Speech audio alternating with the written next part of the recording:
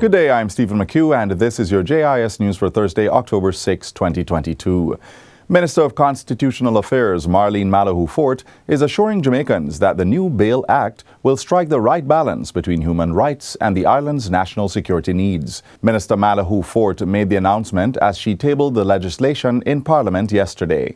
She says the bill is designed to modernize the country's law on bail and bring it in line with the Charter of Fundamental Rights and Freedoms. These and other documented peculiarities in our Jamaican society necessitate innovative responses, legislatively and otherwise.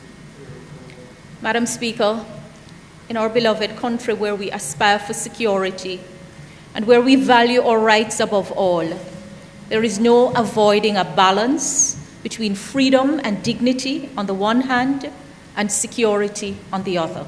Minister Malahoo Fort adds that though a special provision has been placed in the legislation which denies bail for persons accused of murder, the legislation will not remove the constitutional entitlement that an accused has to bail. The new bail bill will now go before a joint select committee of Parliament for perusal.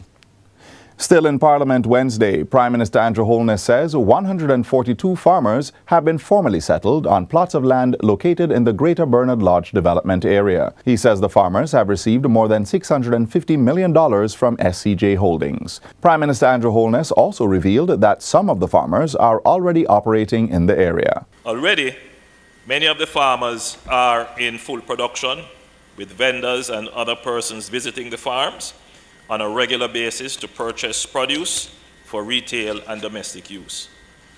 So, Madam Speaker, we now have a well-structured agro-park that has the potential to become a model for agricultural development in the Caribbean. Mr. Holness says the SCJ is offsetting the cost of providing irrigation water to farmers in what will be the most comprehensive urban development undertaken by the government of Jamaica. The cost of land clearance and preparation, farm road construction and rehabilitation, the opening and expansion of stormwater drains, the provision of electricity, and the construction of an irrigation system has also been borne by the SCJ, and work is ongoing. Irrigation water is now provided to farmers via the Rio Cobre Canal system, which cost for the time being is absorbed by the SCJ until the construction of a modern pressurized irrigation system is completed. Engineering designs on the pressurized irrigation system has already begun. In other news, the eastern section of the Greater Portmore Ponds wastewater treatment plant is now in operation. The $935 million improvement project was commissioned into service recently. The project, undertaken by the National Water Commission (NWC), included upgrading of the pump station, rehabilitation of the ponds, and construction of new reed beds. More than 70,000 residents in the St. Catherine community are expected to benefit from the services offered by the upgraded treatment facility. The wastewater treatment plant will also ensure that Portmore can facilitate the growing demand for development projects. The government says it will continue to invest in the country's sewage management systems as commercial and residential developments continue to increase across the island. The Ministry of Legal and Constitutional Affairs has received approval from the Finance Ministry for the implementation of its organizational structure. Acting Permanent Secretary in the Ministry, Wayne O. Robertson, says the structure of core positions has been accepted. For example, the Permanent Secretary's Office with the police staff. We have also received approval for all the core technical positions. Very importantly, the ones that come to mind off the bat would be the Constitutional Reform Directorate, the Legal Education Directorate. Those are critical. I single out those two because of the body of work that will be required over the coming months and years. Mr. Robertson says the Constitutional Reform Directorate will focus on the legal change agenda. We have to take that to wider Jamaica, educate Jamaicans on the reform agenda. We're transitioning from a constitutional monarchy to a republic. What does that entail? How long will it take? Timeline. And the role of the Jamaican people in the process. The work required to facilitate this process involves the establishment of a constitutional reform committee, which Mr. Robertson says will be done soon.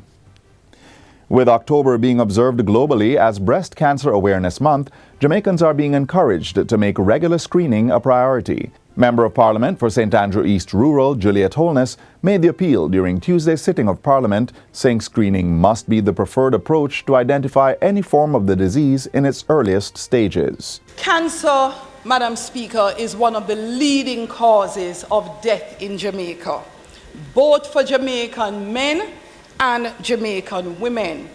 Many because they did not know their diagnosis. And so, when we finally know that something is happening, Madam Speaker, it is already too late. So today, Madam Speaker, I encourage all in the House and Jamaicans generally to get educated. The Jamaica Cancer Society has designated Friday, October 7 as Pink Day. It will be observed under the theme, "Let us stand with our women and our warriors. No one should fight cancer alone. Together, we must fight for tomorrow." We are not supposed to wait until we see some sign that something is wrong. I encourage all Jamaican women, go out once per year at least and do your screening for breast cancer. It actually saves lives. It has been shown to save lives when we are able to detect early.